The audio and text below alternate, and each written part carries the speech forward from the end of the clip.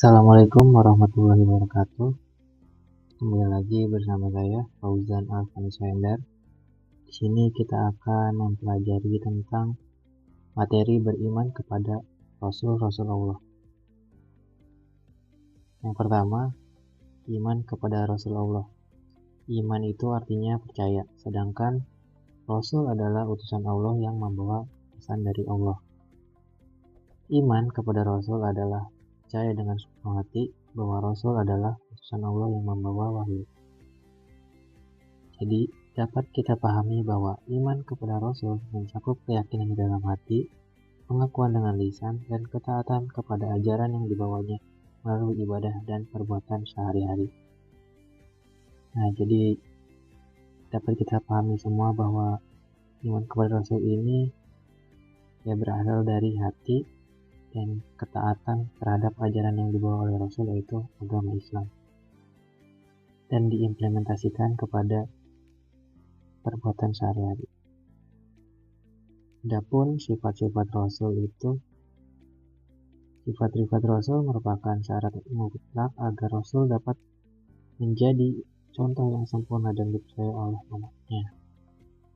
Sifat wajib bagi Rasul juga merupakan sebuah keistimewaan yang dapat menjadi identitas para Rasul. Yang pertama ada sidik. Apa itu sidik? Sidik adalah berucap dan bertingkah laku yang benar. Jadi Rasul tidak pernah berbohong atau kizib. Yang kedua adalah amanah. Rasul itu orang yang dapat dipercaya. Rasul tidak mengkhianati manusia dalam sikap atau titipan yang diamanatkan kepadanya. Yang ketiga adalah tabligh, yaitu menyampaikan seluruh wahyu kepada umatnya dan tidak menyembunyikan sedikit pun atau kitman. Yang keempat adalah fatonah. Fatonah itu adalah cerdas. Dengan kecerdasannya, Rasul dapat memahami dengan baik apa yang diwahyukan kepada Allah. Jadi ini adalah sifat-sifat yang dimiliki oleh Rasulullah. Selanjutnya yaitu meneladani sifat-sifat dari Rasul. Yang pertama adalah sidik. Jadi seorang anak mengakui kepada ibunya bahwa dia menjatuhkan gelas meskipun takut dimarahi. Yaitu contoh yang pertama.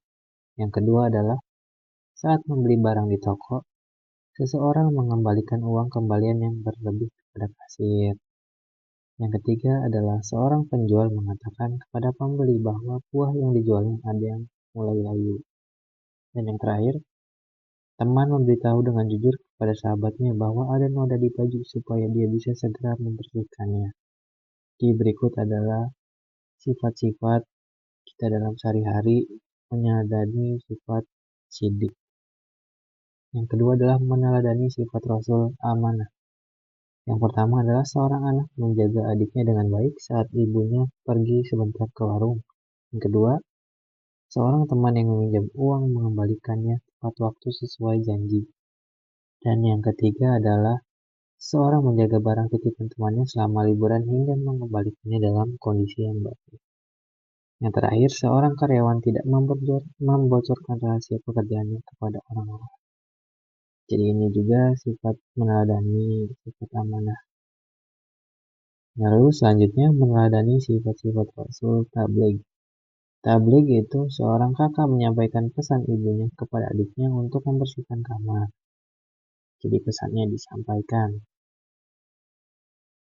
Seorang guru memberitahu murid-murid tentang jadwal ulangan minggu depan.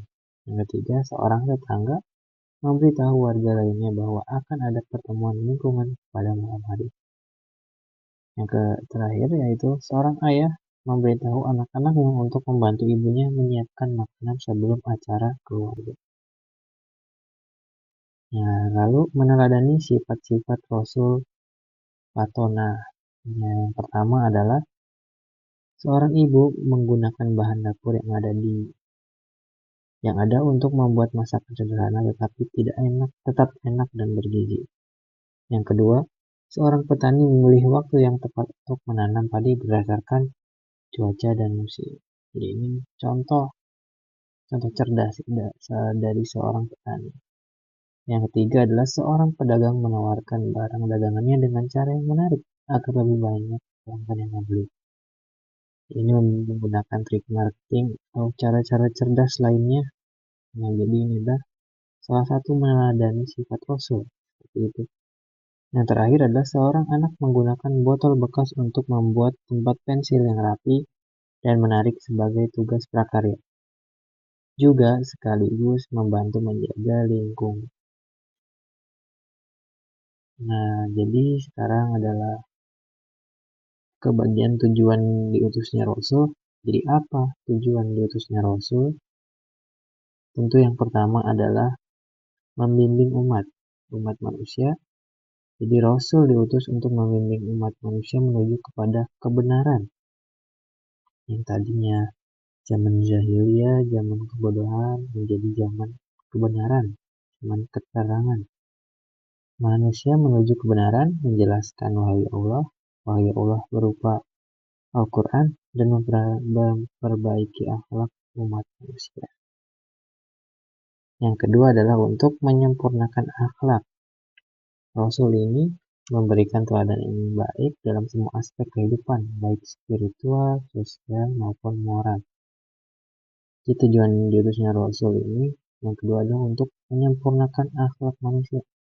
Yang tadinya tidak baik, yang tadinya kurang baik menjadi lebih baik. Seperti itu. Kesimpulan dan penutup. Beriman kepada Rasul adalah bukti keimanan kita kepada Allah. Dengan mengenal sifat-sifat dan tujuan diutusnya Rasul, kita